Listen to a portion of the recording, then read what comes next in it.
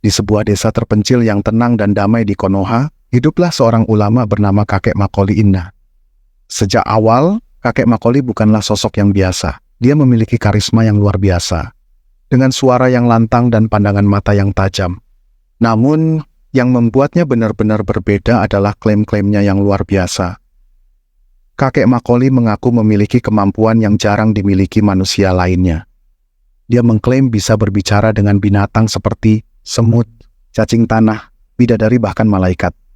Menurut ceritanya, semut-semut sering berbicara kepadanya, memberitahu tentang kehidupan dan ajaran spiritual yang mendalam. Cacing-cacing di tanah pun, katanya, sering berdialog dengannya tentang keseimbangan alam dan kehidupan setelah mati. Yang paling luar biasa adalah klaimnya bahwa dia sering berbicara dengan bidadari, makhluk langit yang mengajaknya untuk datang ke surga di langit ketujuh. Kakek Macaulay juga mengaku telah menulis lebih dari 500 buku yang katanya berisi ilmu-ilmu tinggi dan pengetahuan langka. Buku-buku tersebut, menurut Kakek Macaulay, bukan hanya tentang agama, tetapi juga tentang rahasia alam semesta, kehidupan setelah mati, dan petunjuk hidup dari semut dan cacing. Dengan klaim-klaimnya yang luar biasa ini, Kakek Macaulay mendirikan sebuah pondok pesantren di desanya. Awalnya, masyarakat sekitar sangat antusias dengan kehadiran Kakek Macaulay. Banyak orang tua yang mempercayakan pendidikan agama anak-anak mereka kepada Kakek Macaulay karena mereka terpesona oleh karisma dan klaim-klaimnya. Ceramah Kakek Macaulay selalu dipenuhi oleh jamaah yang datang dari berbagai penjuru desa, bahkan dari luar desa. Pondok pesantrennya tumbuh dengan cepat, dan banyak yang menganggap Kakek Macaulay sebagai seorang ulama besar yang diberkahi oleh Allah Subhanahu wa Ta'ala dengan ilmu dan kemampuan yang luar biasa. Namun, segalanya mulai berubah ketika video ceramah Kakek Macaulay mulai viral di media sosial. Dalam video-video tersebut, banyak isi ceramahnya yang terdengar janggal dan tidak sesuai dengan ajaran agama pada umumnya. Kakek Macaulay berbicara tentang percakapan dengan semut, serta berdialog dengan cacing yang memberikan petunjuk hidup.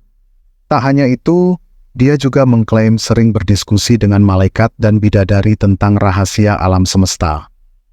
Video tersebut menimbulkan tanda tanya besar di kalangan masyarakat Konoha. Banyak yang mulai meragukan keaslian dan kejujuran Kakek Macaulay.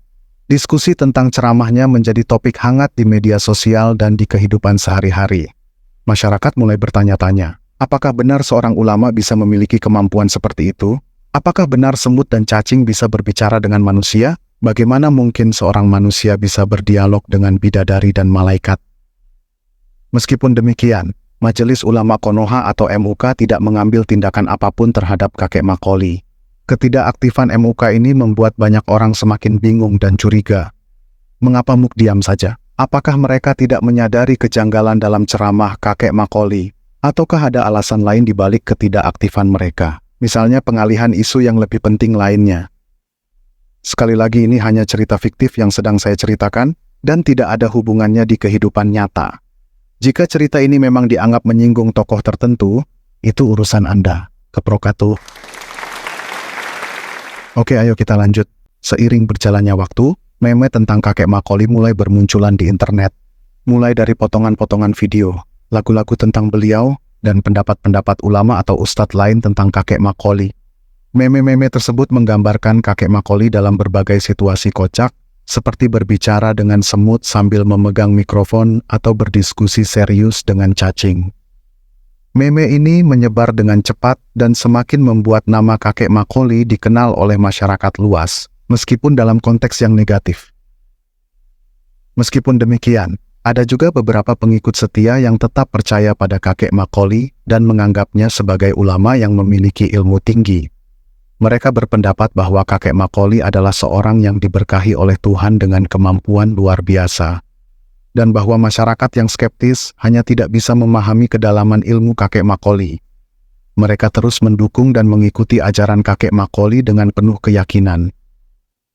Namun bagi sebagian besar masyarakat, Kakek Macaulay kini dikenal bukan sebagai ulama, melainkan sebagai seorang tokoh kontroversial yang penuh dengan kejanggalan.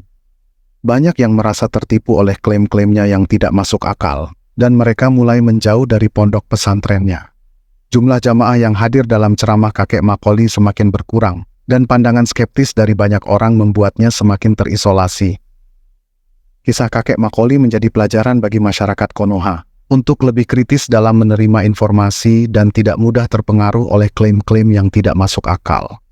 Mereka belajar untuk tidak mudah percaya pada klaim luar biasa tanpa bukti yang jelas, dan untuk selalu mempertanyakan keaslian dan kebenaran dari setiap informasi yang mereka terima.